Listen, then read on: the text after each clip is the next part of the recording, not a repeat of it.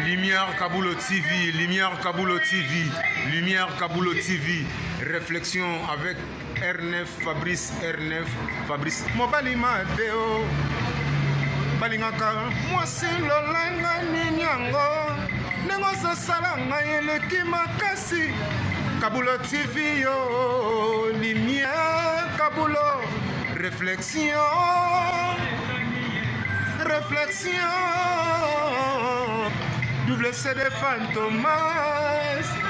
Mayo. Il est là, il a toujours. Barbito s'abonne, chaîne les amoko. Ça c'est DJ Maboko, t'as un an à s'abonner. Bon, donc mon yango, YouTube, aux Zawana, Moko Gaga, réflexion, trop bandé là, réflexion, lumière Kamboul, Yangwana, Balai qui est ça la biso bien, tous en ciment pour. Et ça la G. Bongo. Toujours. Réflexion, Lumière Kambolo TV. Chaîne les amoko, vous s'abonner, vous avez décidé Lumière Kambolo TV. Bonjour, Nabiso Banso. Les Alingan de Konabino, Nabengami na Kombo ya Kambulu. Na salaka na émission na chaîne télé Oye Bengami Réflexion.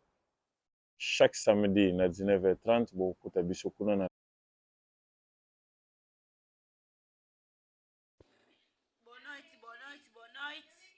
libota nyonso ya réflexion ndeni liboza bien napesi bino bambote na kombo na yesu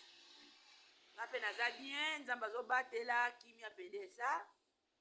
malgré to bampiaka me mpiaka eza libandi te naye korépondre na question na biso namoni ekoti soki mwasi eske mwasi mpe akoki kobokola mpona nini biso basi tolinga kobokola mobali pendant 2 ans te selonga mwa muke naza nango na koloba mwa ide ya muke kobokola mobali eza mabe te eza malamu na libala tosunganaka na relation tosunganaka me batalaka mutu nini oyo osunga na sansi nini eza na mibali mosusu ata azwi moko apesaka mwasi te bongo eza ya ambiance ya bar mobali ya bongo eske okoki kosunga ye non eza mpe na mobali mosusu soki aza na moke asungaka mwasi na ye soki nayebi ke mobali na nga asungaka nga soki aza na yango te temps ya faiblesse mpo bolingo eza teke kaka mobali nde apesaka mwasi mpe so oza na yango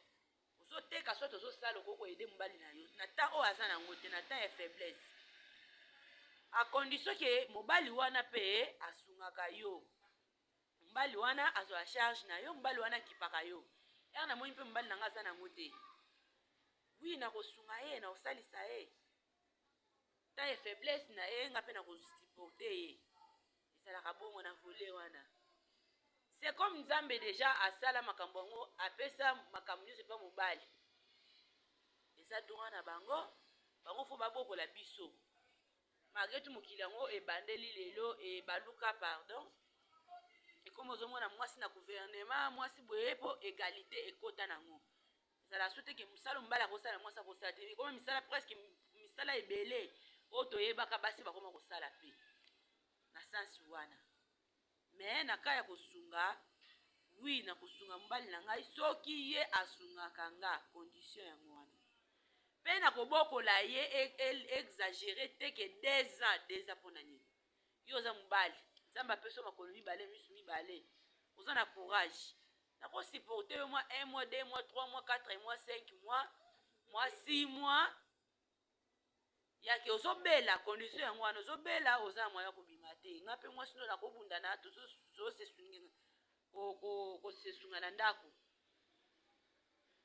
me 2 ans wana eske yo okozala kaka na maladi wana uswati ozalaka na mosala te nzambe akotala yo kaka te mpo ekoka 2 ans ekosimba te esimba te mpo biso basi nde toza boye munoko nde nzambe apesa biso soki nasali na oloba yo mpe esali bien te epesa yo courage oke koluka seke 2 ans moye ekoka nango eza te 2 ans eleki ebele selo question 2 ans pene eleki ebele eza mpe na mibali mosusu akovanda 1 mois 2 mois moni abundani eza mpe na baparese mpe baza soki amoni ke mwasi azosala ubie mwasi azoteka ye adintami wana na ndako ekomi charge nyonso na maboko ya mwasi kobana na mai savo tu kobela bana na maboko ya mwasi wana na mibala baparisi me mbala courage un mois ere omona da un mois osala te elobele deja ebele mpo oza responsable oza mokolo ndako yo nde chef de famille fo bundana oluka mpo osunga mwasi na osunga bana toboyi te biso mpe tokoma koluka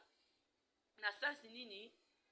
na ede mobali na nga na kofanda te nakanga maboko na makolo natalaka kaka mobali alukaka apesaka nga nyonso non oyo nga nazoluka ya moke wana esa na babesoin mike mike ekosunga nyonso totalement te fo yo nde oluka ya ebele mpo esunga libota wa selonga mwa réponse na monaki yango wana